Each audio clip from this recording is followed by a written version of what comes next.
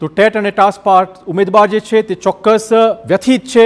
સરકારનું સ્ટેન્ડ હવે ક્લિયર થવું જરૂરી છે. ત્યારે આ જ મુદ્દે કરીશું મહાચર્ચા. આપણી સાથે કેટલાક મહેમાનો જોડાયા છે. આપણી સાથે છે કેટલાક ટેટ અને ટાટ પાસ ઉમેદવારો, જેમાંથી કેટલાક જિલ્લા ટોપર્સ પણ આપણી સાથે જોડાયા છે. સાથે જ ભાજપના પ્રવક્તા જોડાશે આપણી વાત સાથે શ્રદ્ધાબેન રાજપૂત, વિદ્યાર્થી નેતા યુવરાજસિંહ જાડેજા છે અને કોંગ્રેસમાંથી જોડાશે મનીષભાઈ દોશી. આપ તમામનું સ્વાગત છે. સૌથી પહેલા વાત કરીશું ઉમેદવારોની વ્યથા વિશે. જીબેન, આપ કહો, શું નામ આપનું અને કેટલા વ્યથિત છે? મારું નામ કૃષ્ણા છે. કાલે અમે આટલી સંખ્યામાં ખાલી આવેદન આપવા માટે ગયા હતા, પરંતુ મને તો એવી રીતે ઘસડી, મારા કોલર ઉપર આમ હાથ પકડીને પીએસઆઈ હતા જે બી હોય એમણે પકડીને એટલી નિર્દયતાથી મને ખેંચીને બસમાં બેસાડી. અમે તો માત્ર રજૂઆત કરવા માટે ભેગા થઈએ છીએ, અમારી વાત પણ સાંભળવામાં નથી આવતી. અને એમાં આ બેન સાથે તો જે વ્યવહાર થયો છે. ના, પણ મૂળ માંગ કરો. જે લડતના મંડાણ થયા છે એમાં મૂળ તમારી માંગો કયા પ્રકારની છે? લોજિક ક્યાં બેસે છે? અમારી માંગ ફક્ત એટલી જ છે કે અમે આટલી દ્વિસ્તરીય પરીક્ષાઓ પાસ કરી છે અને જેટલી જગ્યા છે એની સામે આટલા ઉમેદવારો છે, તો પહેલા જે કાયમી શિક્ષકો છે એની ભરતી કરો, પછી જો જગ્યા વધે તો તમે જ્ઞાન સહાયક જરૂરથી ભરી શકો છો. પણ અમારી માંગ પહેલા હાલ એટલી જ છે કે પહેલા કાયમી શિક્ષકોની ભરતી કરવામાં. કાયમી શિક્ષકોની ભરતી અનિવાર્ય છે શિક્ષણ જગત માટે. ભાઈ, શું કહેશો આપ? માઇક આપો આપ. મારું નામ છે પટેલ રોહિતભાઈ. હું દાહોદ જિલ્લામાંથી આવી રહ્યો છું અને મારી વ્યથા એ છે કે જો સરકાર સાચી હોય, આ નીતિ લાવનાર વ્યક્તિઓ જો સાચા હોય, બરાબર છે, તો તમે ડાયરેક્ટ બાળકો પર અને શિક્ષણ જગત પર કેમ ટ્રાય કરો છો? બરાબર છે, તમે તમારો જે ઓછું મંત્રીમંડળ છે જ્યાં છે ત્યાં પહેલા પ્રયત્ન કરી જો. પ્રયોગ ના કરવા જોઈએ શિક્ષણ માટે. શિક્ષણમાં પ્રયોગ કરશો તો આપણે વિકસિત ના થઈ શકીએ. મોટા હેડિંગો માર દેવાથી વિકાસ ના આવે. સર, હું દાહોદ જિલ્લામાંથી આવી રહ્યો છું. અત્યારે જે ઇન્ફ્રાસ્ટ્રક્ચરનું જે ડેવલપમેન્ટ થઈ રહ્યું છે એ કોના લીધે? દાહોદ જિલ્લાના જે ગરીબ વર્ગના જે વિદ્યાર્થીઓ છે જે નથી ભણી શક્યા, એમને જ્ઞાન નથી મળી શક્યું, એના લીધે અત્યારે અહીંયા આગળ રસ્તા ઉપર રહે છે. અત્યારે હું ગામડેથી આવું છું. મારા મમ્મી પપ્પા ખેતીવાડી કરે છે અને મહેનત કરી અને મને અત્યાર સુધી બીએસસી, બીએડ, એમએસસી, એમએડ. સાહેબ, તમને મારે કહેવું અને મીડિયાના માધ્યમથી લોકોને પણ જણાવવું છે કે આ નાની સૂની વાત નથી. આટલી ડિગ્રી લીધી અમે, 28-30 વર્ષ સુધી અમે મહેનત કરી છે. માત્ર 6-7 વર્ષ તો માત્ર કાયમી શિક્ષક તરીકેની મહેનત તમે કરી છે અને ભરતી મળે. બીજી વસ્તુ એ છે મારી કે આટલી મહેનત કરી છે અને દ્વિસ્તરીય એક્ઝામ પાસ કરી છે. તો છતાં જ્યારે પણ પ્રવક્તાઓ આવે છે મીડિયા સમક્ષ, અથવા તો વ્યક્તિઓ અથવા તો જે વ્યક્તિઓ આવે છે સરકારશ્રી તરફથી, એ સતત મીડિયામાં એવો પ્રશ્ન કરે છે કે અમે હજુ ગુણવત્તા સુધારવા માંગીએ છીએ. અમે બીએડની અંદર અને એમએડની અંદર શિક્ષકને કેવી રીતે શિક્ષણ આપવું બાળકને અને કેવી રીતે વિકાસ થઈ શકશે એ જ સમજાવવામાં આવે છે. ભાજપના પ્રવક્તા આપણી સાથે શ્રદ્ધાબેન, જો કાયમી શિક્ષક હોય અને કોન્ટ્રાક્ટ વાળા શિક્ષક હોય, શિક્ષણની ગુણવત્તા પર શું મોટી અસર પડે? શું લોજિક છે તમારું? ચિરાગભાઈ, સૌપ્રથમ તો ગઈકાલે જે આપણો શિક્ષક દિન હતો, કે જે મેં નાનપણથી મારા ગુરુના આશીર્વાદ લીધા છે, કારણ કે અહીંયા હું પણ બેઠી છું તો બિકોઝ ઓફ મારા ગુરુજનોના લીધે બેઠી છું. મેં પણ જ્યારે માસ્ટર સુધીની પોતાની અભ્યાસ કર્યો છે તેમાં ગુરુજનોના લીધે કર્યો છે. તો કાલે જે દેખાવ કરવામાં આવ્યો ગાંધી ચિંધ્યા માર્ગે, શિક્ષકોથી આપણે એક શિસ્તની બી ઉમ્મીદ કરતા હોઈએ છીએ કે જે આવનારા ભવિષ્યને જો ભણાવવા માંગે છે, તો શિક્ષક શું છે, આપણે બધાને ગુરુજનોનો કેટલો આદર છે મનમાં, એ તમારે કે મારે કહેવાની જરૂર નથી. એક ભાવના છે જે આપણે ફીલ કરીએ છીએ. બીજી વસ્તુ, જ્યારે જ્ઞાન સહાયકોની વાત થઈ છે, તો જ્ઞાન સહાયકોની વાત, ન્યૂ એજ્યુકેશન જે પોલિસી આવી છે, નવી રાષ્ટ્રીય શિક્ષા નીતિ 2020 અને ગુજરાત સરકારનું જે મિશન સ્કૂલ ઓફ એક્સલન્સનું જે સ્વપ્ન છે, એની અંદર જે અત્યારની 21મી સદીની જે ડિમાન્ડ છે કે ગુણવત્તાયુક્ત શિક્ષણ હોય, ક્રિએટિવ હોય, લિઝનિંગ હોય, વોકેશનલ હોય, સ્કિલ હોય, આજના સમયની જરૂરિયાત માટેના જે શિક્ષણ. તમને એવું લાગે છે કે જો કોન્ટ્રાક્ટ બેઝ વાળા શિક્ષકો હશે તો જ શિક્ષણનું સુધરશે ગુણવત્તા? ચિરાગભાઈ, અત્યારે કાયમી ભરતી નહીં જ થાય એવું કોઈએ કહી દીધું છે સરકાર તરફથી? જોવાની આ લોકોને. બીજી વસ્તુ છે કે જ્ઞાન સહાયકોની ભરતી જે થઈ રહી છે એ મિશન સ્કૂલ ન્યૂ શિક્ષણ એજ્યુકેશન પોલિસીમાં દરેક વર્ગ દીઠ खाली आप मुझे बता दीजिए भाई, अगर कोઈને પ્રોબ્લેમ હોત ને તો 20,000 ફોર્મ ના ભરાયા હોત. બરોબર છે.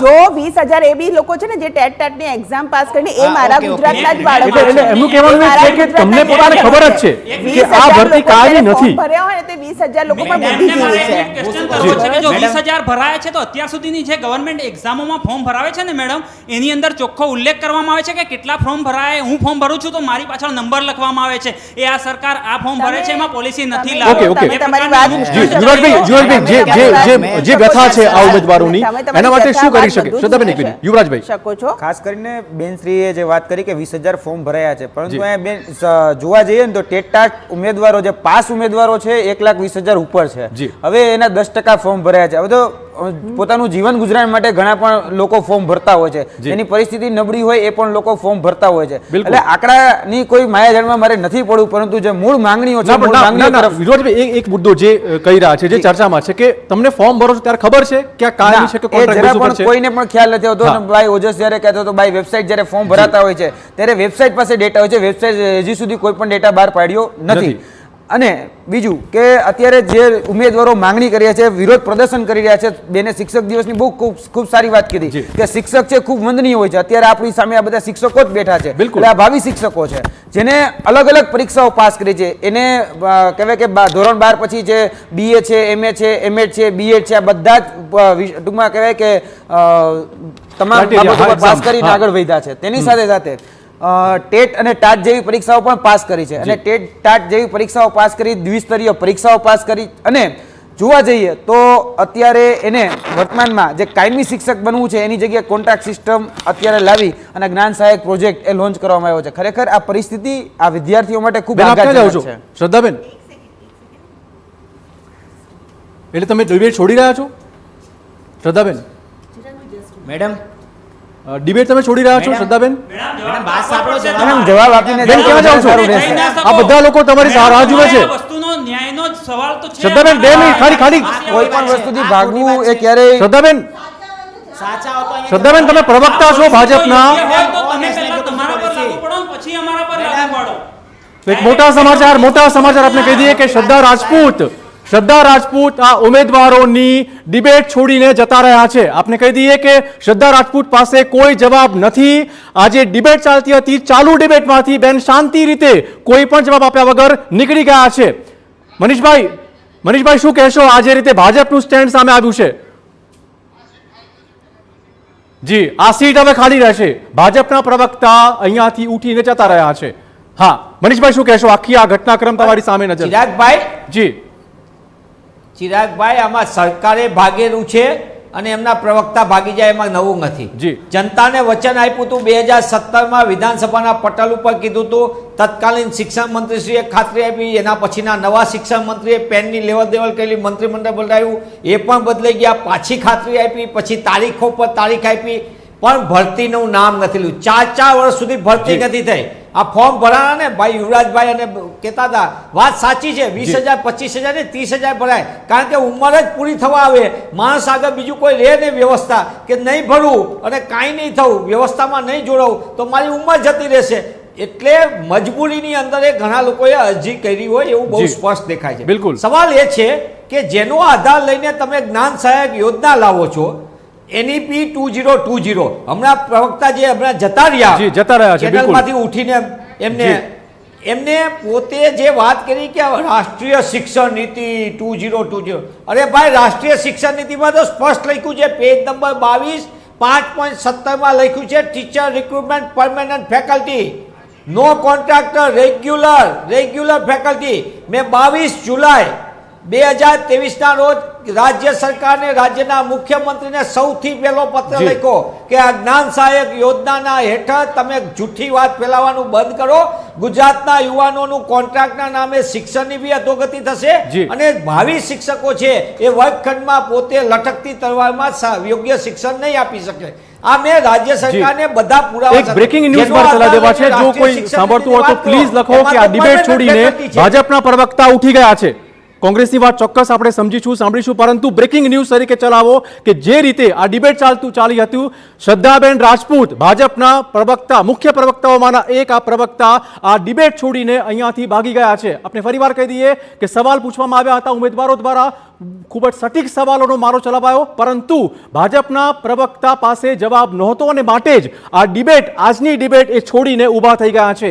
ગઈકાલે પણ ખૂબ જ વ્યથિત હતા ઉમેદવારો. બ્રેકિંગ ન્યૂઝ TV9 ડિબેટમાંથી ભાજપે વોકઆઉટ કર્યું છે. પ્રવક્તા શ્રદ્ધાબેન રાજપૂત ડિબેટ છોડીને જતા રહ્યા છે. ઉમેદવારના સવાલનો સામનો ના કરી શકે. આપણે ફરીવાર કહી દઈએ કે શ્રદ્ધા રાજપૂત અહીંયા આવ્યા હતા ઉમેદવારોનો સામનો કરવા માટે, જવાબ આપવા માટે, પરંતુ એમના મોં સિવાય ગયું. અને સાથે જ કોઈ પણ જવાબ ના આપી શકે અને માટે ધીમે રહીને તે જતા રહ્યા છે ડિબેટમાંથી. તો આ જ સૂચવે છે બીજેપીનું આ સ્ટેન્ડ કયા પ્રકારનું છે. ઓકે, અને હવે આપણે જણાવીશું કેવી રીતે ઉમેદવારનો અનોખો વિરોધ સામે આવ્યો છે. આપણે વોલ ગ્રાફિક બતાવીશું કેવી રીતે આ ઉમેદવારો પોતાનો વિરોધ પાછલા અનેક દિવસોથી કરી રહ્યા છે. TV9 ડિબેટમાંથી ભાજપનું વોકઆઉટ. અનિશભાઈ, વોકઆઉટ કરવું પડ્યું છે ભાજપના પ્રવક્તાએ. કયા પ્રકારનું સ્ટેન્ડ વિપક્ષનું? નિશ્ચિતપણે આ ભાગેડુ વૃત્તિ માનસિકતા બહુ સ્પષ્ટ છે. સરકારની હોય કે સંગઠનની હોય, એ મૂળ મુદ્દાથી ભાગવા માંગે છે. મૂળ મુદ્દો એ છે, આપણે આની ચર્ચા એ ભાગી ગયા ને એના કરવા કરતા એમને છોડી દો. સવાલ એ છે કે રાજ્યની શિક્ષણ વ્યવસ્થામાં 32,000 કરતા વધુ શિક્ષકોની ખાલી જગ્યા છે લાંબા સમયથી. 72,000 જેટલી જરૂરિયાત છે, પણ 32,000 તો સરકારે કબૂલી છે. અને સરકાર કોન્ટ્રાક્ટ પ્રથા લાવે, આ એ સરકાર છે જેમાં ડિવિઝન બેન્ચ, નામદાર વડી અદાલતની ડિવિઝન બેન્ચે ચુકાદો આપ્યો કે સહાયક પ્રથા પણ ગેરકાયદેસર છે. તો આ જ્ઞાન સહાયક તો ક્યાંથી લાવી શકાય? વિદ્યા સહાયકને જ ગેરકાયદેસર કરી હતી, જે શોષણવાળી પદ્ધતિ હતી. ત્યારે શિક્ષણમાં કોન્ટ્રાક્ટ પ્રથા લાવીને ગુજરાતના શિક્ષણની વધુ અધોગતિ કરવા માટે સરકારે માનસિકતા બનાવી લીધી છે. સરકાર સમગ્ર વ્યવસ્થાને તોડી નાખવા માંગે છે. એ સરકારી ને ગ્રાન્ટેડ સંસ્થાઓ હું વારંવાર કહું છું, અને એના માટે જ કોંગ્રેસ પક્ષના તમામ ધારાસભ્યો, સૌથી શરમજનક વાત એ છે કે જ્યારે ગુજરાતમાં શિક્ષણનું સ્તર છે એની ચર્ચા ચોક્કસ છે. સ્તર નબળું પડી રહ્યું છે. અનેક શિક્ષકો ભરતીની રાહ જોઈને બેઠા છે. અનેક શાળાઓ શિક્ષક વગરની છે. સેંકડો શાળાઓ વચ્ચે માત્ર એક શિક્ષક છે. અને ત્યારે ભાજપ પાસે આનો કોઈ જવાબ નથી અને માટે શ્રદ્ધા રાજપૂત આ ડિબેટ છોડીને ઊભા થઈ ગયા છે. યુવરાજભાઈ, શું કહેશો આખા? હવે ચિરાગભાઈ, તમે જો સત્તા પક્ષને સવાલ ન કરીએ તો કોને કરીએ? બિલકુલ. ગતરોજ પણ અમે માનનીય ભૂપેન્દ્ર સાહેબ, એટલે કે ગુજરાતના જે દાદા છે, બરોબર છે, જેને આપણે દાદાના ઉપનામથી જાણીએ છીએ, ત્યારે અમે રજૂઆત કરવા જ જવાના હતા અને આવેદન પત્ર લઈને એમની પાસે જવાના હોય ત્યારે પોલીસને આગળ ધરી અને આ જે વિદ્યાર્થીઓ અહીં બેઠા છે ને એને ઘસડીને, તમારા અત્યારે જે ટીવીમાં વિઝ્યુઅલ દેખાય છે ને એ જ પ્રમાણે ઘસડીને પોલીસે દમન કર્યો અને હેરાન પરેશાન કરી અને અટકાયત કરીને મૂકી દીધા સાઈડમાં. શું વાંક છે અમારો? શું ગુનો છે અમારો? શું અમે ભારત દેશના નાગરિક નથી? અમે બંધારણ ભણીએ છીએ તો બંધારણ ભણાવતા અમને આવડે પણ છે. ત્યારે અમે નાગરિકતાની જો વાત કરતા હોય તો અમારી મૂળભૂત ફરજ અને જે રીતે આની જવાબદેહી બને છે, જવાબદારી બને છે, શા માટે જવાબદેહીથી ભાગી રહ્યા છે? અત્યારે જે રીતે ભાગી રહ્યા છે, શું ભાજપ પાસે 156+3 સીટો છે તો એની જવાબદારી નથી બનતી? એની જવાબદારી નથી બનતી? કેટલોક સમય એ સામાન્ય લોકોના પ્રશ્નોથી આ રીતે ભાગતા ફરશે? અત્યારે આ જ સમય છે. એટલે અત્યારે જે આ દોગલી નીતિ છે ને એ અત્યારે સામે આવી રહી છે. પીસીઆરને કહીશ કે જો શોર્ટ્સ હોય આપણી પાસે ચલાવવા જેવા શોર્ટ્સ તો પ્લીઝ ચલાવો 2 વિન્ડોમાં, કે કેવી રીતે શ્રદ્ધા રાજપૂત આ ડિબેટ છોડીને ઊભા થઈ ગયા છે.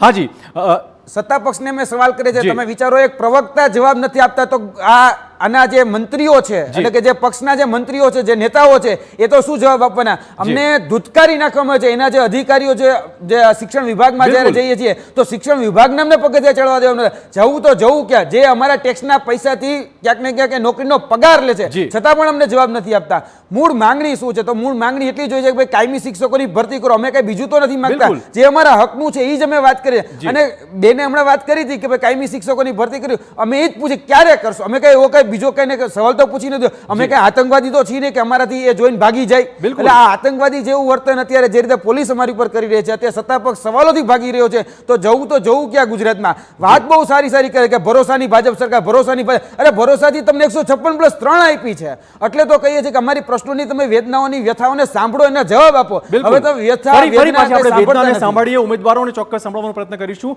હા, આપણી પાસે માઇક છે, બોલો. जी,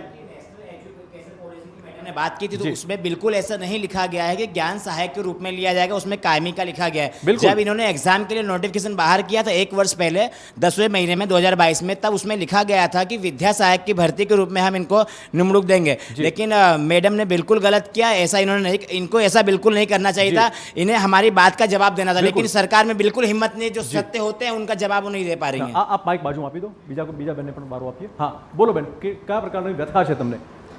सर पहले तो मैं बोलना चाहती हूँ, सत्य परेशान होता है किंतु पराजित कभी नहीं होता। जी। परेशान तो करेंगे सत्य को, यदि हम सत्य के पथ पर चल रहे हैं तो हमें परेशान तो होंगे, पर हम पराजित नहीं होंगे। मैडम ने कहा कि हमें शिस्त में रहना चाहिए। हम तो अपनी वाणी में भी अहिंसक हैं, हम तो अपनी वाणी में भी अहिंसा रखते हैं। हम शिक्षक हैं तो हम अपने बच्चों को भी उसी तरीके से सिखाते हैं। करुणा दया क्षमा हमारे अंदर है, किंतु मैडम जी जो छोड़कर भाग गई, ये साफ साफ निर्देश करता है कि वो जवाब देना नहीं चाहती हैं। सरकार के पास कोई जवाब नहीं है। वो कहती हैं कि जो हम एसओई जो है स्कूल ऑफ एक्सीलेंस है वो गुणवत्ता सुधारेगा। तो इसका अर्थ ये है कि जो कायमी शिक्षक हैं वो गुणवत्ता युक्त शिक्षण नहीं दे बिल्कुल, सकते। बिल्कुल। पॉइंट आज है। यदि हम ही गुणवत्ता सुधारने वाले हैं तो जो कायमी शिक्षक हैं उनका फर्ज क्या है, जब वो हैं वो फर्ज नहीं निभा बिल्कुल। रहे हैं। તો કરાર પર તકરાર અને હવે આર્યા પાર આ મૂળ છે ટાટ અને ટેટ પાસ ઉમેદવારોનો. આપણે કહી દઈએ કે જે રીતે વિરોધનું પ્રદર્શન શરૂ કરાયું છે તે ચોક્કસ ચર્ચાનો વિષય થઈ ગયો છે. કેવી રીતે ભાવિ શિક્ષકોનું ભાવિ અંધકારમય છે તેની વાત કરીશું. કેટલી મોટી લડત ચલાવી રહ્યા છે આપણે ગ્રાફિકલી પ્રયત્ન કરીશું સમજાવવાનો. કેવી રીતે આ ભાવિ જે શિક્ષકો છે તે અંધકારમય ભાવિમાં જીવી રહ્યા છે. સરકારની જ્ઞાન સહાયક ભરતી સામે વિરોધનો વંટોળ અત્યારે જોવા મળી રહ્યો છે. આ સાથે જ ટેટ અને ટાટ પાસ ઉમેદવારોનો સરકાર સામે મોરચો પણ સામે આવી ગયો છે. છેલ્લા 5 વર્ષથી નથી યોજાઈ ટેટ કે ટાટની પરીક્ષા. રાહ જોઈને બેઠા છે. જે પાસ થયા છે તે પણ ઉમેદવારો રાહ જોઈને બેઠા છે. કરાર આધારિત ભરતીના કારણે ઉમેદવારોને અન્યાય થતો હોવાની રાવ આ ઉમેદવારો સંભળાવી રહ્યા છે. ઉમેદવારોનું સરકારી શિક્ષક બનવાનું સ્વપ્ન રોડાઈ જવાની પણ ચોક્કસ અત્યારે ભીતિ છે અને માટે જ હવે આ ઉમેદવારો બહાર આવી ગયા છે. સરકારની સામે મોરચો માંડ્યો છે. તો અનેક ઉમેદવારો વર્ષોથી સંપૂર્ણપણે બેરોજગાર બેઠા છે. માત્ર ને માત્ર સરકાર કંઈક સહાય કરશે, નોકરી આપશે તેની રાહ જોઈ રહ્યા છે. અનેક ઉમેદવારો વર્ષોથી સંપૂર્ણપણે બેરોજગાર બેઠા છે. મેરિટ ક્રમમાં આવતા હોવાથી ખાનગી શાળાઓમાં પણ તક નથી મળતી. આ પ્રકારનો દાવો ચોક્કસ થઈ રહ્યો છે. મેરિટ ક્રમમાં આવો તો ખાનગી શાળામાં તક નથી મળતી, આ પ્રકારનો પણ આક્ષેપ તેમનો છે. તો ભાવિ શિક્ષકોનું અંધકારમય ભાવિ આ રીતે સામે આવી રહ્યું છે.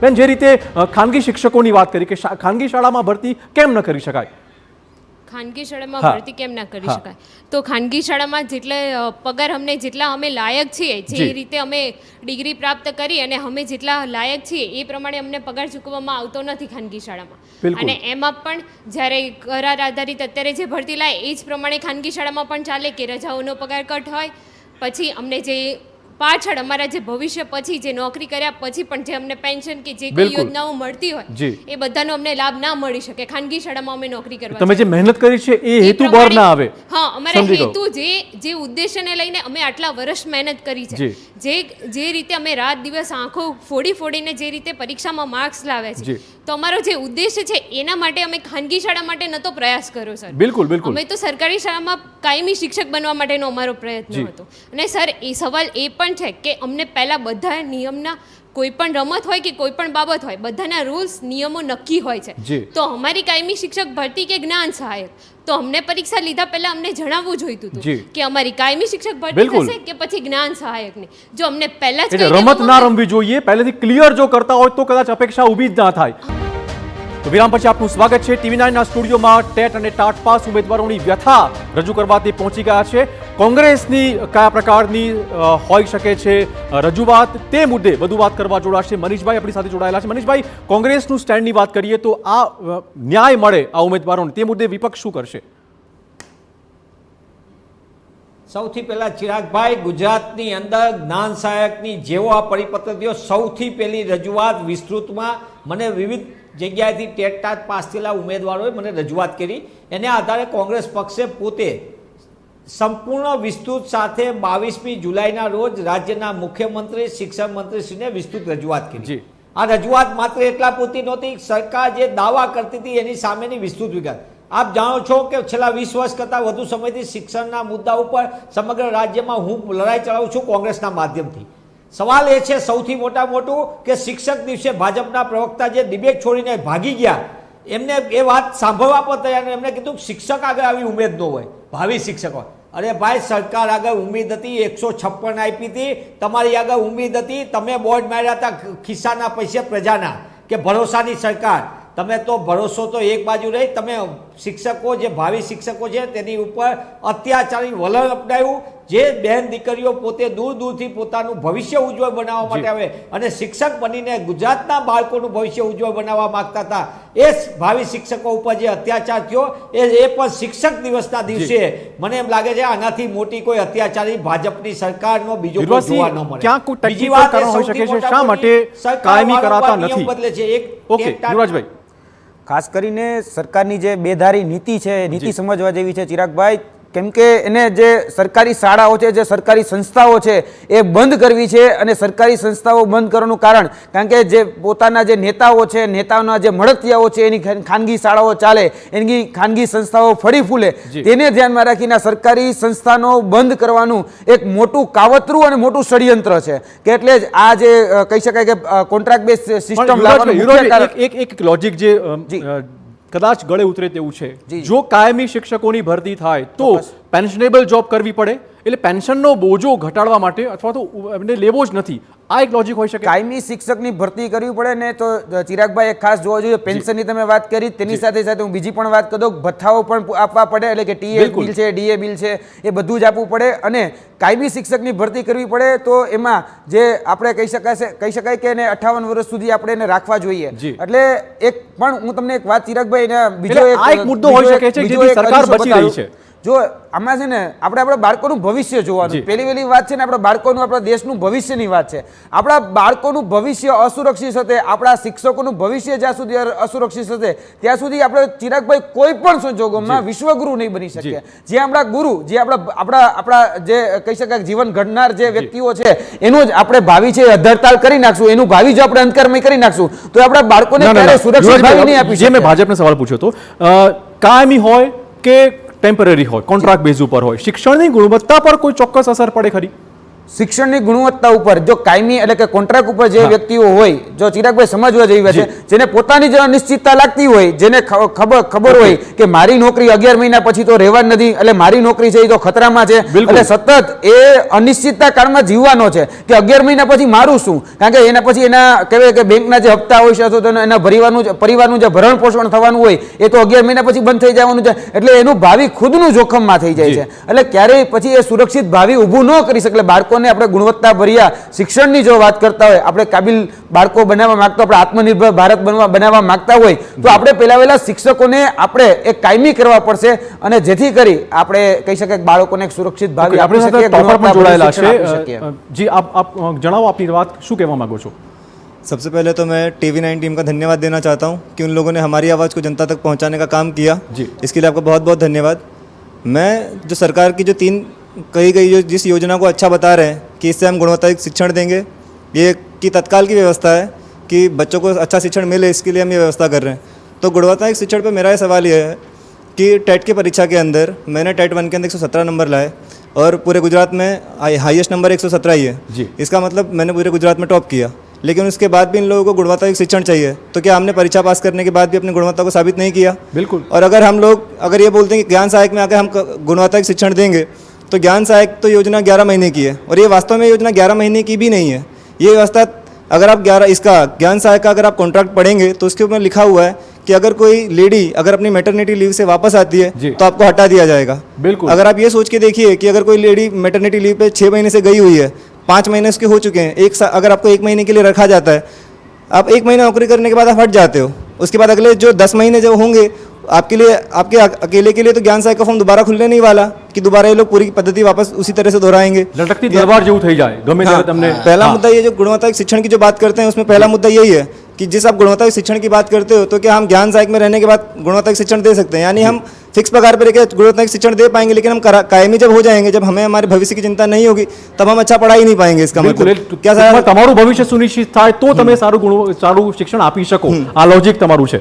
और दूसरी बात ये है कि हम लोग गरीब परिवार से आते हैं. मेरे पापा रिक्शा चलाते हैं. मेरे पापा जब परीक्षा जाहिर की गई थी तो परीक्षा जाहिर करने के बाद मेरे पापा ने मुझे सरकारी लाइब्रेरी से मुझे प्राइवेट लाइब्रेरी में भेजा जहाँ पे 1000 रुपया महीने का होता था. तो वहाँ पर, और जबकि मेरे पापा रिक्शा चलाते हैं, महीने दिन का 200-250 से ज़्यादा अभी तो रिक्शा चालकों की हालत ऐसी ही है. फिर भी मेरे पापा मुझे वहाँ भेजते थे. उसके बाद भी है ना, मैं सुबह 7 बजे उठता था, सुबह 7 बजे लाइब्रेरी जाता था, 7 से 12 बजे तक मैं पढ़ता था। उसके बाद मेरे पिताजी मुझे खाना देने के लिए लाइब्रेरी में आते थे जी। मुझे उन्होंने एक भी बार ये नहीं कहा कि बेटा आप तुम घर पर जाओ कि खाना खा के आओ, तो उसमें मेरा टाइम ना बिगड़े, इसलिए उन्होंने मुझे बिल्कुल। लाइब्रेरी के अंदर लाके मुझे अपना धंधा छोड़कर वहाँ पे मुझे वो किया। फिर मैं 2 से 5 बजे तक पढ़ता था, शाम को थोड़ा चाय का ब्रेक लेते थे। उसके बाद हम बिल्कुल। खाना खाने के लिए भी मेरे पापा शाम को खाना देने के लिए आते थे मुझे। उसके बाद हम रात को 11 बजे हम घर जाते थे। तो इतना सब कुछ होने के बाद ये सब हमने 6 महीने तक देखा। जी। जब एग्जाम का नोटिफिकेशन इन्होंने निकाला उसके बाद भी इन लोगों ने तारीख थोड़ी ना दी थी। जी। तारीख इन लोगों ने बहुत देर के बाद दी, जब चुनाव पूरा हो गया मार्च के महीने में इन लोगों को लगा कि अब शायद एग्जाम लेनी जी। चाहिए। उसके बाद इन लोगों ने एग्जाम ली। एग्जाम लेने के बाद हमने एग्जाम भी पास किया। एग्जाम पास करने के बाद जब पूरे गुजरात में पहला नंबर आया तो मेरे पिताजी को बहुत खुशी इस बात की थी जी। कि जब आप नौकरी आपको दी जाएगी तो आप तो शुरुआत की मेरिट में आओगे आप लोग, तो आपको तो जो आपका Confirm job है, अपॉइंटमेंट लेटर हाँ। होगा या तो जी। शिक्षण मंत्री अपने हाथ से देंगे या तो मुख्यमंत्री अपने हाथ से जी, जी, देंगे। जी। तो मेरे पिताजी को इस बात की बहुत खुशी होती थी कि मैं तो कि रिक्शा चालक का बेटा मुख्यमंत्री के हाथ से अपॉइंटमेंट लेटर लेगा। लेकिन अभी सिचुएशन ऐसी आ चुकी है कि सरकार ये बोलती है कि आप ज्ञान सहायक योजना में आ जाइए, लेकिन अगर हम ज्ञान सहायक योजना में आते हैं, ज्ञान सहायक योजना में 5 साल की योजना है, ये योजना 5 साल तक रहेगी। सरकार बोलती है तत्काल की व्यवस्था है, लेकिन तत्काल की व्यवस्था किस प्रकार से है? तत्काल की व्यवस्था 2-3 महीने की होनी चाहिए मैक्सिमम, 11 महीना तत्काल नहीं होता है। किसी भी भर्ती को पूरा करने में सरकार के पास, जब सरकार 1 महीने के अंदर 2 स्तरीय परीक्षा ले सकती है फटाफट, तो बिल्कुल। सरकार को भर्ती करने में 1-2 महीने से ज्यादा समय नहीं लगना जी। चाहिए। सरकार तत्काल की व्यवस्था 11 महीना तत्काल की व्यवस्था नहीं होती है। यहाँ पर दानत का अभाव है, सरकार नौकरी देना नहीं चाहती है। સરકારની દાનત પર ચોક્કસ સવાલ છે ભાઈ, આપ કહેશો કે જેમ યુવરાજભાઈએ કીધું કે તમે કોન્ટ્રાક્ટ બેઝ ઉપર છો કે પછી કાયમી છો, ગુણવત્તા પર, શિક્ષણની ગુણવત્તા પર મોટો અસર પડી શકે તેમ છે? સાહેબ હું જ્યારે બીએડ કરતો હતો ને ત્યારે હું એક ચાઇલ્ડ સાયકોલોજી કરીને અમારે વિષય આવતો, એ વિષય હું ભણેલો છું। હવે એ ખરેખર ચાઇલ્ડ સાયકોલોજી એટલે બાળ મનોવિજ્ઞાન। બાળ મનોવિજ્ઞાન જો આપણે જોવા જઈએ ને તો બાળકોના શિક્ષણ ઉપર શું એક શિક્ષકની અસર પડે છે એના ઉપર એક આખો વિષય ભણાવવામાં આવે છે બીએડમાં। જી। તો અમે આ વિષય ભણ્યા છે એટલે અમને ખબર છે કે બાળકોના શિક્ષણ ઉપર આવનારા 5 કે 7 વર્ષોમાં શું ફરક પડશે। હવે જો કદાચ આજે આ ઇમ્પ્લિમેન્ટ થઈ જશે, આજે કદાચ આ સરકાર લાગુ કરી દેશે, તો પછી આગળ જતા 5-7 વર્ષમાં તે વિદ્યાર્થીઓના ભવિષ્ય પર નક્કી અસર કરવાનું છે। આજે તમે કયો એ સ્ટેમ્પ પર હું સાઇન કરીને આપી દઉં કે કદાચ જો આજે આ સરકાર આ નીતિ લાગુ કરી જ દે છે, અમે એટલો વિરોધ કરીએ છીએ। અને મેડમે જ્યારે વોકઆઉટ કરીને નીકળ્યા હતી બારે, ત્યારે મેડમ એવું એની પહેલા એવું બોલ્યા હતા કે શિસ્ત બાબતે, તો મેડમ શિસ્ત બાબતે પહેલા તમે તમારા પોલીસ અધિકારીઓને પૂછો કે તમારી પાસે છોકરા આવે છે કે નહીં પરવાનગી માંગવા। આ એક અમારો એ મેડમને પણ પ્રશ્ન છે કે શિસ્તનું કહેતા હોય તો અમે જઈએ છીએ પોલીસ સ્ટેશને કે અમને પરમિશન આપો, અમને ધરણા કરવા દો। હા, અમને પોલીસ પરમિશન આપતી હોય તો અમારે કઈ વિરુદ્ધમાં એની ચાલવું નથી। આ તો અમને એ પરમિશન નથી આપતી એટલે અમારે એની પરમિશન વગર પણ રોડ ઉપર નીકળવું પડે છે। કેમ કે સરકાર આ અવાજ દબાવવા માંગે છે। ટૂંકમાં અવાજ દબાવવો પડે ભાઈ, આપ બોલશો કયા પ્રકારની વ્યથા પરિવારની હોઈ શકે ને તમારી પોતાની હોઈ શકે? હું પોતે મારા ફાધર 2004માં એક્સપાયર થઈ ગયા છે, તેમ છતાં પણ 11-12 ધોરણ, કોલેજ, MA, BEd સુધી બધો અભ્યાસ કર્યો છે અને આવી પરીક્ષાઓ પાસ કરી અને સરકારે જે જ્ઞાન સહાયક યોજના લાવી એમાં પણ એક તો નોટિફિકેશનમાં પણ કહી દીધું છે કે તમારો 30/4 સુધી 30/4/2023ના તમારો કોન્ટ્રાક્ટ ઓટોમેટિક રદ થઈ જશે। અને બીજું કે એમાં ઉંમર નાખી દીધી। ઘણા વિદ્યાર્થીઓ એવા છે કે જે 35 વર્ષ પછી BEd કર્યું છે કે MAd કર્યું છે, તો એ 40 વર્ષ પછી તો શિક્ષક નથી જ બનવાના, પછી 40 વર્ષ પછી એમની રોજગારી શું? તો એ પણ એક પ્રશ્ન છે। અને 40 વર્ષનું ઉંમર નાખી દીધી તો ઘણા વિદ્યાર્થીઓ ગુજરાતની અંદર એવા છે કે જે 29-40 વર્ષ સુધી અભ્યાસ કર્યો છે, 40 વર્ષ પછી આ પરીક્ષાઓ પાસ કરી, બે વખત પરીક્ષાઓ લીધી। અને હું કચ્છમાંથી આવું છું, કચ્છમાંથી અમારે અમદાવાદ પરીક્ષા દેવા આવવું પડે તો 350-400 કિલોમીટર થાય। અને એક વિદ્યાર્થી, કોઈક લેડીઝ, ગયા વખતે હું પરીક્ષા દેવા આવ્યો તો મારા ભેગા લેડીઝ એમના છોકરાને આવી વરસાદમાં લઈને, નાના છોકરાને લઈને પરિવાર સાથે 5-6 હજાર રૂપિયા બગાડી અને આવી પરીક્ષાઓ પાસ કરે છે। અને તેમ છતાં પણ ગુજરાત સરકાર આવી જ્ઞાન સહાયક, એને સંપૂર્ણપણે જ્ઞાન સહાયક, હું તો કહું છું જ્ઞાન સહાયક યોજનાની અંદર સંપૂર્ણપણે બંધ કરી દેવી જોઈએ। અને TV9 આ ડિબેટ ગોઠવી એના માટે TV9 નો ખૂબ ખૂબ આભાર માનું છું। જેવી રીતે TV9 ડિબેટ ગોઠવી છે એવી રીતે બીજા મીડિયાવાળાને પણ અવાજ પણ સાંભળીએ। ભાઈ શું કહેવા માંગશો આપ? सबसे पहले TV9 के सभी दर्शकों का आभार। सरकार की मैं दोहरी नीति का सबसे पहला देता हूँ। जैसे चाणक्य ने कहा है कि मतलब शिक्षक कभी साधारण नहीं होता, प्रलय और निर्माण उसकी गोद में पलते हैं। लेकिन सरकार ने नई शिक्षा नीति के साथ एक नई नीति लाई है कि शिक्षक कभी अस्थायी नहीं होता है। हम सब यहाँ पर जितने भी लोग बैठे हैं सभी लोगों ने BCom, BA, MA, BSc, BEd, MAd, PTC सब कुछ किया हुआ। पिछले 6 वर्षों से हम लगातार खाली टेट टाट की परीक्षा का इंतजार कर रहे थे धैर्य के साथ कि टेट टाट की परीक्षा आएगी, हम पास करेंगे और हमको कायमी नौकरी मिलेगी। तो 5 साल के बाद परीक्षा आई, सभी ने फॉर्म भरा, परीक्षा पास किए। यहाँ पर जितने लोग बैठे इसमें से मोस्ट ऑफ लोग टॉपर भी हैं, टॉप 5 के अंदर, टॉप 10 के अंदर आते हैं। लेकिन जब सरकार रिजल्ट आने के बाद सरकार को चलेगा कि स्कूल के अंदर जगह खाली है, तो सरकार ने एक ज्ञान सहायक नाम का नया प्रोजेक्ट लाया, जिसमें ना तो शिक्षक का भविष्य निश्चित है, ना तो विद्यार्थियों का भविष्य निश्चित है। तो मैं सरकार से पूछना चाहता हूँ, जो अपनी शिक्षा नीति में लिखा हुआ है कि शिक्षक कायमी होना चाहिए, तो आप दोहरी नीति क्यों? तो सरकार से मेरा एक ही सवाल है कि आप अगर शिक्षक की कायमी भर्ती नहीं कर सकते, बिल्कुल, तो विद्या सहायक का जब फॉर्म भराया था तो उसमें ऐसा क्यों लिखा था कि आपकी जो भर्ती होगी वो कायमी होगी? યુવરાજભાઈ એક જે ટેકનિકલ સામે આવ્યું છે, 5 વર્ષ માટેની જ આખી આ પ્રોસેસ છે કે 5 વર્ષ પછી નોકરીમાં કાયમી કરી દેવાશે? આ જ્ઞાન સહાયક પ્રોજેક્ટ એ પાયલટ પ્રોજેક્ટના નામે બહાર લાવવામાં આવ્યો. પ્રયોગાત્મક પણ આ પ્રયોગાત્મક પ્રોજેક્ટ એ 5 વર્ષ માટે ટૂંકમાં આ રીતે એ પરમેનન્ટ નહીં, પરંતુ આ રીતે કાયમી શિક્ષકોની જગ્યાએ એ કોન્ટ્રાક્ટ એના પછી શું? એટલે એ આખી જે સિસ્ટમ છે ને એ સરકારની પહેલા તો સમજવા જેવી છે કે સરકાર કરવા શું માંગે. સરકાર એવું કરવા માંગે છે કે 5 વર્ષ સુધી જે સરકારી ઘણી આપણે વિધાનસભાના ફ્લોર ઉપર આપણે આંકડા જોયા છે કે 40,000 શિક્ષકોની ઘટ છે, એવી 700 થી 800 શાળાઓ છે જ્યાં એક શિક્ષકોથી કામ ચાલે છે. એટલે આ બધી જે વ્યવસ્થા છે ને એને ખરેખર એની ઉપર પાણી ઢોળવા માંગે છે, તો તેને બંધ કરવા માંગે છે, જેથી કરીને લોકો એ ખાનગી શાળાઓમાં જતા જાય. એટલે આ સરકારની દોગલી નીતિ છે. દોગલી એટલે બેધારી નીતિ એટલા માટે કહું છું કારણ કે આ જે પ્રોજેક્ટ છે ને ટૂંકમાં શિક્ષકો મળતા નથી, આ પ્રકારનું ચિત્ર ઉપસાવવા માંગે છે. એ ખરેખર શિક્ષકો કરતા જે પોતાની જે સરકારી શાળાઓ છે ને એ બંધ કરવા માંગે છે અને ખાનગી શાળાઓને વધારે પડતો વેગ આપવા માંગે છે. એટલે શિક્ષકોનું અને શિક્ષણનું એ પ્રાઇવેટીકરણ, કોંગ્રેસે પણ એ જ કીધું છે, મનીષભાઈ પણ એ જ વાત કરી કે એટલે આ જે ભવિષ્યની એટલે વિદ્યાર્થીઓ સૌથી વધારે ભાજપ જો કોઈ મોટું કામ કરતું હોય ને તો આ બધા શિક્ષિત ઉમેદવારોનું આંદોલનકારી બનાવવાનું કામ કરે છે. આ એવા છે, આ ઉમેદવારો છે, પણ ગતરોજ તમે જોતા હશો કે કઈ રીતે એને ઢસડી લીધા. આ જ્યારે નરેન્દ્ર મોદી સાહેબ ગુજરાતમાં મુખ્યમંત્રી હતા અને ભારત દેશના વડાપ્રધાન બન્યા ત્યારે એવું કહેતા કે તમે અમને પોસ્ટકાર્ડ લખજો, તો આ જ ઉમેદવારો 1 લાખ પોસ્ટકાર્ડ લખ્યા છે. 1 લાખ, હમણાં જે અઠવાડિયાની જ વાત છે, 1 લાખ પોસ્ટકાર્ડ લખ્યા. હજી સુધી એક પોસ્ટકાર્ડ વચાણું નથી. ત્યારબાદ હમણાં જે રીતે આપણે બધા જ જાણીએ છીએ કે ભાઈ હનુમાન દાદાએ આખો જે વિવાદ હતો એ સનાતનનો એનું નિરાકરણ લાવી દીધું. તો અમે હનુમાન દાદા પાસે ગયા કે ભાઈ અમારા જે મુદ્દાઓ છે, અમારી જે વિદ્યાર્થીની વેદના છે, પીડા છે, એ પીડાનું નિરાકરણ તમે લાવો, કારણ કે અમને ગુજરાતના દાદા એટલે કે ભૂપેન્દ્ર દાદા છે એ અમને સાંભળતા નથી. તો હવે તમે એટલે કે હનુમાન દાદા જે જગતનો દાદા છે એ જગતના દાદા પાસે અમે ગયા છીએ કે અમારી મુશ્કેલીઓ, અમારી જે પીડાઓ છે એનું નિરાકરણ લાવવામાં. ઓકે મનીષભાઈ, તમે વ્યથા પણ સાંભળી, આક્રોશ પણ સાંભળ્યો, લોજિક પણ સાંભળ્યા. વિપક્ષ તરીકે હવે જો લડતની વાત કરીએ તો કેટલો સાથ વિપક્ષ તરીકે આ ઉમેદવારોને છે? ભૂતકાળમાં વિવિધ ભરતીઓની અંદર ગુજરાતના યુવાનો સાથે કોંગ્રેસ પક્ષ હંમેશા રહી છે અને ભવિષ્યમાં પણ રહેશે. રહી વાત જ્ઞાન સહાયક પદ્ધતિ રદ થવી જોઈએ, એ સ્પષ્ટપણે એમાં કોંગ્રેસ પક્ષના ચૂંટાયેલા પ્રતિનિધિ, ન ચૂંટાયેલા પ્રતિનિધિને સંગઠન સ્પષ્ટપણે માને છે. ગુજરાત પ્રદેશ કોંગ્રેસ તરફથી આગામી દિવસોની અંદર રાજ્યના શિક્ષિત યુવાન યુવતીઓ, ખાસ કરીને શિક્ષણ વિભાગમાં કાયમી શિક્ષકોની ભરતી થાય તેની માટે જે આંદોલનમાં સહયોગ આપવો પડશે તે તમામ પ્રકારનો આંદોલનમાં સહયોગ માટે અને એમની સાથે ખભે તે ખભા મિલાઈને રહેશે. સવાલ માત્ર કોંગ્રેસ ભાજપનો નથી, ગુજરાતની આગામી પેઢીને જીવંત રાખવાનો અને આગામી પેઢીને શિક્ષણ વ્યવસ્થાથી મજબૂત કરવાનો છે. આ પ્રશ્ન એ નથી. આગામી ગુજરાત સાચા અર્થમાં ગતિશીલ ને પ્રગતિશીલ બનાવવું હશે તો આપણે વર્ગખંડમાં શિક્ષક આપવો પડશે. સ્માર્ટ ક્લાસની એની બધી વાતો કરી, પહેલા સ્કૂલો બંધ કરવું પડે. 5,612 શાળાઓ ગ્રામ્ય વિસ્તારની સરકારી શાળાઓને તાળા મારવાના પાપ કરવામાં કોઈ આગળ વધતું હોય તે ભાજપની સરકાર કરી રહી છે. 1,657 શાળા એવી છે એક શિક્ષકથી ચાલી રહી છે. 14,562 શાળાઓ એવી છે એક વર્ગખંડમાં એક કરતાં વધુ ધોરણના વિદ્યાર્થીને અભ્યાસ કરવાની ફરજ પડે છે. આ વાત હું એટલા માટે વારંવાર કહી રહ્યો છું કે સરકાર પોતે સરકારી શિક્ષણ, મનીષભાઈ આ આંકડાકીય માહિતી સરકાર પોતે પણ જાણે છે, તો પછી આટલું બધું ધ્યાન, ફોકસ કેમ અપાતું નથી આ જગત માટે, શિક્ષણ જગત માટે? શું કારણ હોઈ શકે તમારા મતે? દિવસે પાછળ ધકેલાતું જાય છે. એટલે ફરીથી TV9 ના માધ્યમથી કહું છું કે સરકાર પોતાની નીતિને નિયત બદલે, ગુજરાતમાં જ્ઞાન સહાયકના નામે કોન્ટ્રાક્ટ પ્રથા બંધ કરે. કોંગ્રેસ પક્ષ TV9 થી અને અમે વિધાનસભાની બહાર પણ આ માંગ કરી રહ્યા છીએ.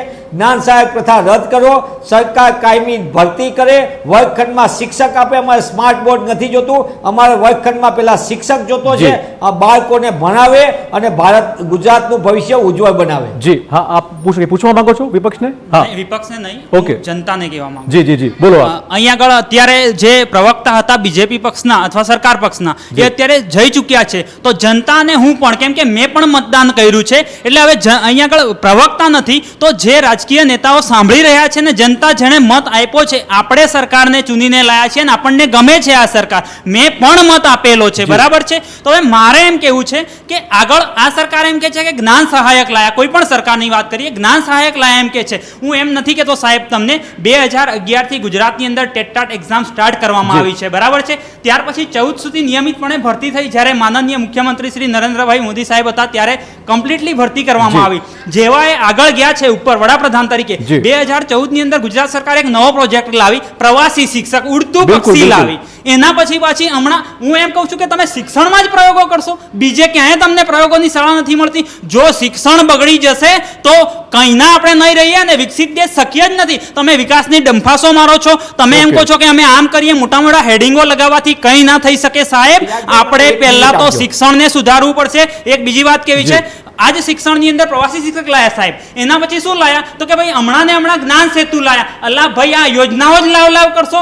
બીજી વસ્તુ કે આ સરકારની અંદર મેં છે જ્યાં સુધી ન્યૂઝ વાંચું છું, હું તૈયારી કરતો સ્ટુડન્ટ છું, હું પણ મારો પણ યોજના છે કે હું સરકારમાં જોડાઉં અને સારું કામ કરું, બરાબર છે. આપણે દેશને વિકસિત ક્યારે કરી શકીએ સાહેબ? અમે જે ભણીએ છીએ વાંચીએ છીએ એના પ્રમાણે હું જ્યાં સુધી જાણું છું કે આપણે સાચું કાર્ય કરશું, સાચાને સાચું અને ખોટાને ખોટું તદ્દન અરીસો હટાવીને જોઈ શકશું, ત્યારે કહી શકશું કે આ સાચું છે ને આ ખોટું છે.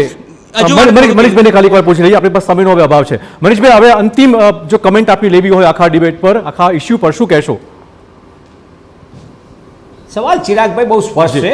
સરકારે તાત્કાલિકપણે જ્ઞાન સહાયક પદ્ધતિ રદ કરવી પડે અને જે શિક્ષકો ટેટ પાસ થયેલા છે એને તાત્કાલિકપણે 3 મહિનાની અંદર સરકારે ભરતી કરવાનું શરૂ કરવું પડે. સરકાર વારંવાર વાયદા કર્યા અને સૌથી મોટામાં મોટી વાત, સરકાર શેની વાત કરે? સરકારમાં થોડી પણ શરમ હોય તો સુપ્રીમ કોર્ટમાં ગુજરાતના યુવાનોની કારકિર્દીને રોડનારો જે એમને સુપ્રીમ કોર્ટમાં અરજી કરી છે એ અરજી પણ પરત ખેંચી લેવી જોઈએ, કારણ કે ડિવિઝન બેન્ચે ગુજરાત સરકારની સહાયક પ્રથા ઉપર રદ કરવાનો સ્પષ્ટ આદેશ આપ્યો છે. સમાન કામ સમાન વેતન અને સહાયક પ્રથા એ શોષણની નીતિ છે, ત્યારે જ્ઞાન સહાયક તો કોન્ટ્રાક્ટ પદ્ધતિ છે, કઈ રીતે ચાલી શકે? એનઈપી નો આધાર લઈને તમે જે લાવો છો, એનઈપી સ્પષ્ટ કે છે કે પરમેનન્ટ ફેકલ્ટી, રેગ્યુલર ટીચર્સ, આ તો એનઈપી નો પાયો છે. બિલકુલ બિલકુલ. તો શિક્ષણ જગતને નુકસાન ન પહોંચવું જોઈએ. યુવરાજભાઈ, હવે અંતિમ સવાલ આપણે પૂછી લઉં કે હવે આ લડત ક્યાં સુધી લઈ જવાની છે? આ લડત અમે સામાન્ય જનતા સુધી લઈ જવાના છીએ. જે લોકો આ બધી જાણકાર જેને પાસે આ માહિતી નથી તેની સુધી અમે આ લડત લઈ જવાના છીએ.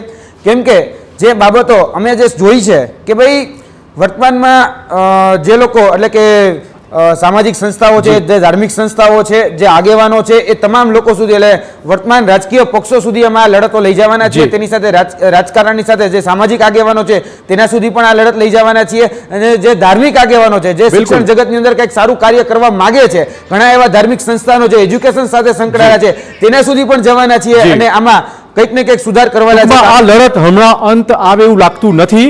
અપેક્ષા રાખીએ કે આ જે ડિબેટ છે એ સાંભળીને તમારા હિતમાં સરકાર કોઈ ચોક્કસ ફેસલો કરે. યુવરાજભાઈ આપનો અને તમામ ઉમેદવાર આપનો પણ ખૂબ ખૂબ આભાર ચર્ચા બદલ. તો જો રહેશે કે હવે આગામી દિવસોમાં સરકાર આ ટેટ અને ટાટના ઉમેદવારોની વ્યથાને કેવી રીતે સમજે છે, કેવી રીતે તેનો ઉકેલ લાવે છે. અમારી વિશેષ રજૂઆતમાં બસ આટલું.